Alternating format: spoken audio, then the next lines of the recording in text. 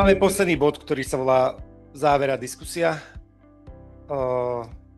Ako chcete, môžeme diskutovať, môžeme sa pobaviť, ak niekto chce niečo. Ja vám chcem poďakovať všetkým, že ste prišli, boli ste súčasťou tohto nášho podujatia.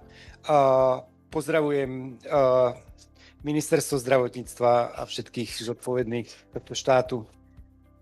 Nech im je odpustené, lebo nevedia, čo činia, ale vy viete, verím tomu, že to malo význam, verím tomu, že to nebude posledné a ako mi Katka povedala, keď sa tu ľudia tak rozprávali medzi sebou, tak hovorí, vidíš, kvôli tomuto sa to robilo. Áno, že to sieťovanie a tie kontakty, ktoré sa tu spravili, to, že tí ľudia sa medzi sebou rozprávajú, to, že sme spojili ľudí z viacerých krajín, z viacerých špecializácií, zdravotníkov, nezdravotníkov, ľudí, ktorí sú profesionáli, ľudí, ktorí sú nadšenci, je podľa mňa akože veľká hodnota, ktorú nám akože nikto nemôže uprieť a verím tomu, že robíme dobré veci, robíme ich najlepšie ako vieme a robíme ich teraz.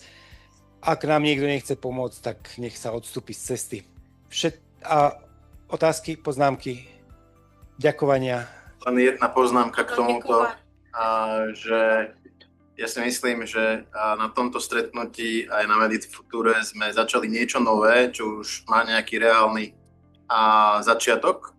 A ja som v podstate veľmi vďačný, že nám nikto z moci pánov nestojí v ceste. Mikrofón netreba mikrofón. Všetci počujeme.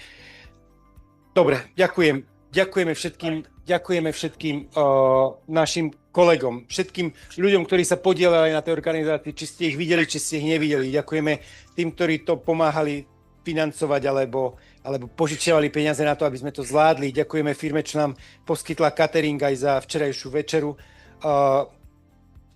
Ďakujem tým, čo ste tu a ďakujem Alone za to, že toto celé niekedy pred x rokmi vymyslela a môžeme byť dneska, hej, ani si nevedela, čo vymýšľaš, takže ďakujem pekne a akože všetkým pekný deň.